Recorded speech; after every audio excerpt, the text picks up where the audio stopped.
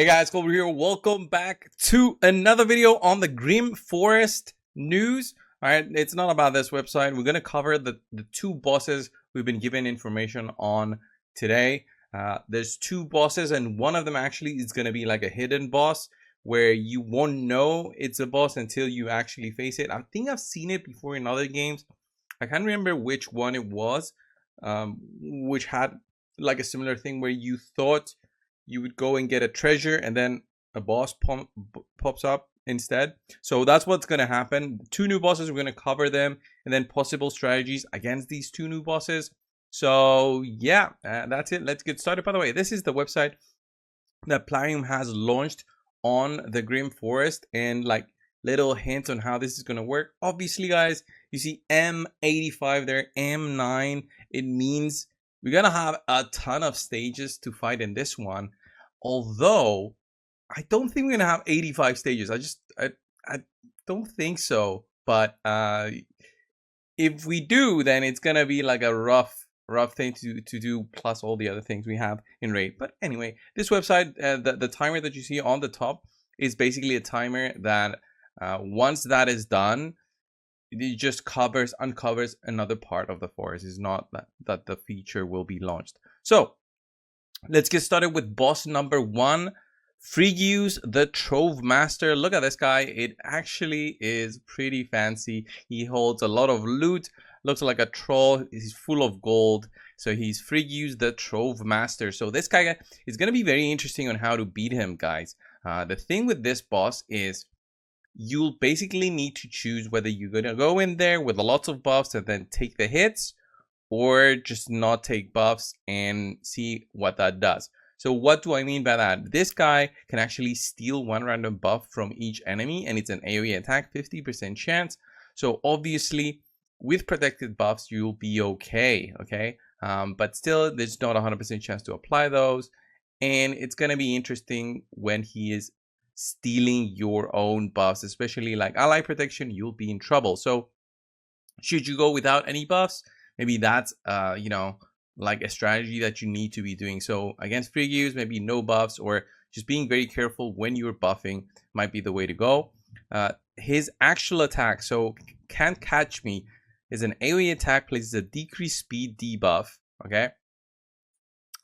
Decreased speed debuff, decreased attack debuff on all enemies for 2 turns, steals 30% of each target's turn meter. This cannot be resisted if the targets are under any buffs. So if you've got buffs, any buff, unresistible turn meter, steal, and then decreased speed, decreased attack debuff. So if you've got like a block debuff buff, that's okay.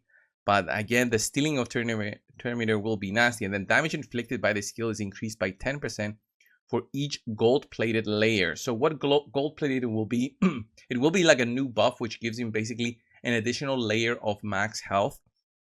The gold-plated layer the gold-plated buff will be basically based on the boss's health. And the way that this works is that the boss will first receive damage to the layer of gold-plated. So imagine the boss's health, he'll be taking the damage on that layer first, similar to how Stone Skin works, similar to how Borgoth works in terms of his damage taken. He's got like a shield. That's how it's gonna be. And then each layer can block a certain amount of damage. All right, once destroyed, once you do that amount of damage, that layer will do damage to the boss based on the damage you did onto that layer. So it actually is, it's not damage that is lost, it's damage that will be done after that. So any surplus damage to the gold-plated layer is dealt directly to Frigius HP. So that's pretty cool. But the thing is, he'll be adding layers with his own skills as well. So he's got another skill where he places 5 layers of gold-plated. Each layer is equal to 10% of his max health. So whenever a layer is destroyed, deals damage to Frigius equal to the damage of the gold-plated layer.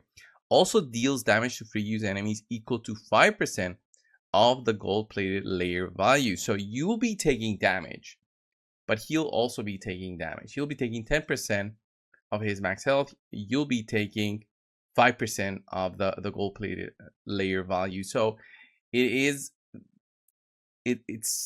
seems very difficult, all right, in the idea of this, but again, lots of protection on your team should guarantee like survival. Okay, so he also feels terminated by 10% each time a gold-plated layer is destroyed, While under cold plated layers, free use cannot evade. So that is a good thing because he's got his own evade chance, all right? 10% chance of evading an enemy skill and all accompanying effects, increases free use speed by 5, and chance to evade by 2% each turn he is under at least one gold plated layer. So when he's got gold plated layer on, he'll be boosting his own speed and evade chance. So you'll have to be going through those layers very quickly. And then he's immune to basically everything like stun, freeze, sleep, provoke, block, active skills, block, passive skills, fear, true fear, petrification, berserk, and feeble, nullify and snare, fatigue, and hunter's gaze. But is he not? But he should be. He should be immune to sheep, right? Polymorph. Did I cover that? He should be immune to polymorph. Yeah, he should be immune. I don't think they just didn't add it. But yeah, he also gets that more damage dealt by awakened enemies. You guys receive less damage if you are awakened, so that's pretty cool. And then the remaining passives are basically the passives that all bosses have, like less damage from HP burns. Right, he's immune to decreased speed plus Terminator control, less damage from enemy max health. So there's that. He's gonna be a very interesting boss. I think the way that you'll have to beat him is, yeah, you'll be taking in probably, you know, Marius if you can. But remember, in this mode, you'll be selecting the champions that you go into through decks. So it might be the chance that you won't have Marius, for example, in your own squad to beat this one. So it's all going to be about the buffs, okay? How many buffs you have, because then those are going to be crucial, okay, in order to keep you alive. But those buffs will lead you into your Terminator being stolen. And if that Terminator gets stolen, then you'll be in trouble. I would still think that buffs are very important here. Especially protected buffs are going to give you that additional layer of protection, basically. The gold-plated, again, the way that this works is it's probably going to be like a protected skill. I don't think you'll be able to remove gold-plated. It's only going to be like a layer and not a buff on the boss. So with that in mind, you'll basically need to be taking a lot of damage through maybe enemy max health. Destroying enemy max health will be very important here. So those champions or having destroy gear will be important, because then you'll be reducing his max health. By doing that, you'll be reducing the gold plated, because that is based on his max health. And then you'll also have the reduced damage that you'll take because of that. And also it's going to take less time to beat the boss because he'll have destroyed health. He's probably going to have a maximum of destroyed max health, but again, like 40%, 20%, it's still doable to do that. Some champions have destroy max health on their own, others don't. I still think that's gonna be the way that we'll be able to beat this guy. I just don't think it's gonna be that impossible to be, because obviously this content is made to be beaten, right? Gold plated layers, although they cannot be removed, stolen, okay, or have their durations decreased, I think it's going to be key here to be taking them down as quickly as possible, because when he's got them on, his speed and evade chance will be going up, okay? And evade especially can be very annoying, 50% maximum chance. It's going to be impossible to beat, and he's just going to be going through you, right? If he's got evade and you're not doing damage, he's very fast. It's basically almost, it feels like a timed encounter. So when he reaches that point where he's got 200 speed and 50% evade, you're screwed, right? Unless he's got very, very low base speed, which we don't know. It's very interesting that these are the skills he's going to have, and he's going to be also on normal mode like this.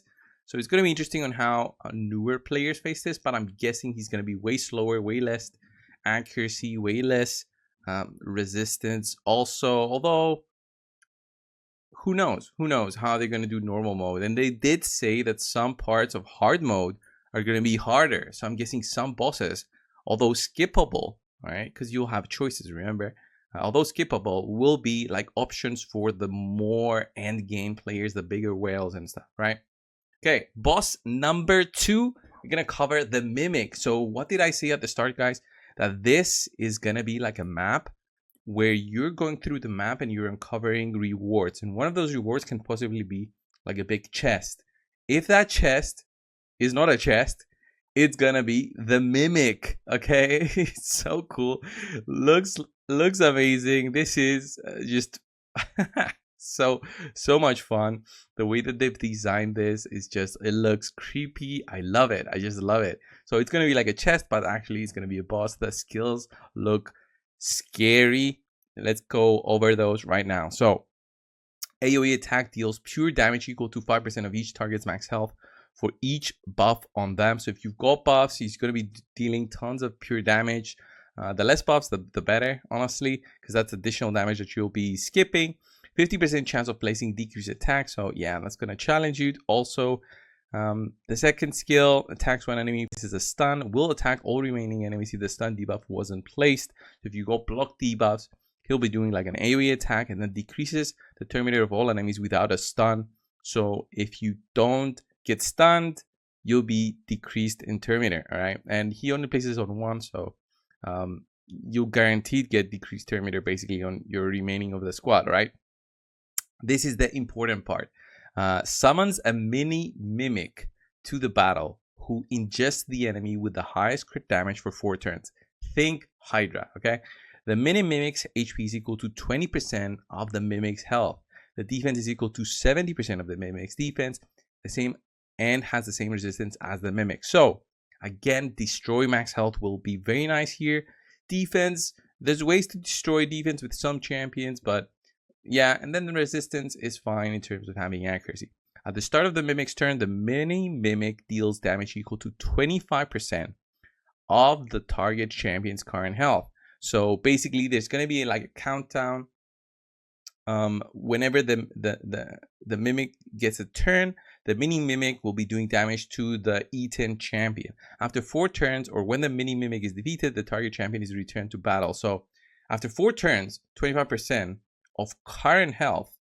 I'm guessing that I don't think they mean current health. I think they mean max health. But if they do mean current health, then it won't kill your champion. If it's because current health, it goes 100%, then 75. He drops to 75, and then 25% of that won't drop him to 50. So that's how I think it in my mind. But if it's max health, it's gonna kill the champion on the 4 turns. Okay, and the mini mimic will disappear. Only one champion can be transferred into mini mimic at one time. Place a decreased speed debuff on all other enemies for 2 turns. That's okay. So ingest. So think Hydra again, guys. When summoned to battle, the mini mimic will ingest the enemy champion.